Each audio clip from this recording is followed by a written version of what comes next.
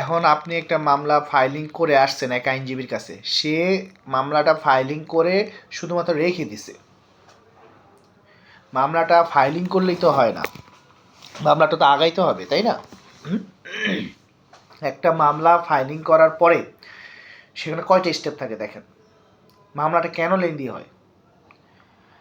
প্রথমে আরজি দাখিল করে প্ল্যান্ট, তারপরে হচ্ছে এসআর এডি মানে হচ্ছে সম্বন্ধিত হয়, এডিআর প্ল্যান্ট এসআর এডি, প্ল্যান্ট এসআর এডি এডিআর ফ্রেমিং ইস্যু। এডিআর হচ্ছে একটা আপস মীমাংসার জন্য যায়, ফ্রেমিং ইস্যু হয়, তারপরে হচ্ছে একটা ইস্যু গঠন হয়, তারপরে স্টেপ আন্ডার সেকশন 30, তারপরে হচ্ছে একটা 30 ধাপ তদবির হয়, তারপরে হচ্ছে একটা এসডি সাক্ষীর আগে এসডিতে একটু থাকে, 90 দিন থাকে।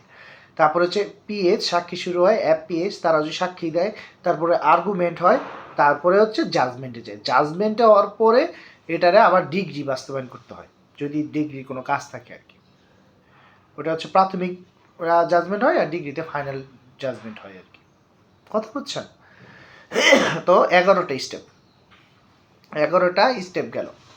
এখন আপনি মনে করেন যে আপনার এই মামলাটা কি করছে আইনজীবী, আপনার আইনজীবী এখানে কী করলো, এখানে হচ্ছে এসআরএডিতে ফাইলিংয়ের পরে এসআরএডিতে রেখে দিল, এটা করছে আপনার এই মামলায়। কথা হচ্ছে এটাতে কী করলো, এসআরএডিতে কী করলো যে সমন, সে মামলা ফাইলিংয়ের সময় সমন দিছে, তো এখানে 5টা সমনের জায়গায় 2টা সমন দেয় নাই, আটকায় রাখছে, দেয় নাই, কোর্টেই জমা দেয় নাই। এটার জন্য আবার 2টা ডেট গেছে, তারপরে সে আবার দিছে ওই ডেটে।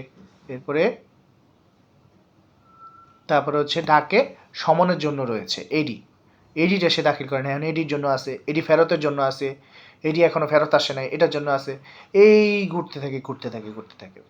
এখানে হচ্ছে আইনজীবী, এখানে অনেক সময় যদি ভালো আইনজীবীর কাছে না যান, তাহলে এই এসআর এডিতে আপনারে ঘোরাবে হচ্ছে 5-6 বছর, ঘোরানো সম্ভব।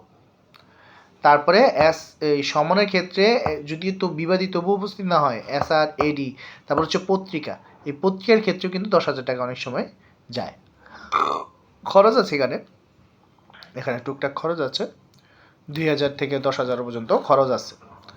তারপরে হচ্ছে আপনার হচ্ছে একতরফা, যদি এই পত্রিকা বিকল্প দাখিল না করে আইনজীবী, তাহলে কিন্তু একতরফা নিতে পারবে না যদি বিবাদী উপস্থিত না হয়। আর যদি বিবাদী উপস্থিত হয়, তাহলে তো সরাসরি সমনে যাবেই।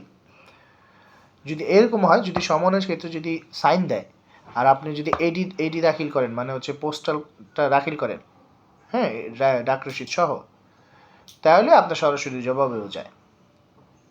বুঝছেন? তো এই সমনের ক্ষেত্রে অনেক আইনজীবী কি করে, ঘোরায়। এই জন্য ভালো আইনজীবীর কাছে যাবেন, মামলা যেন তাড়াতাড়ি শেষ হয়। দেওয়ানি মামলা, এই দেওয়ানি মামলা তো মনে করেন যে অনেক বছর ঘুরবেন এটা, বুঝতে পারছেন? যাই হোক, আপনি আমার কাছে আসছেন, এটা আমি দেখি, এটা সামনে আগাবো। তো যেভাবে হয় আমি প্রত্যেকটা, এই যে 11টা স্টেপ বললাম, এই 11টা স্টেপ আস্তে আস্তে আগাবো আর কি।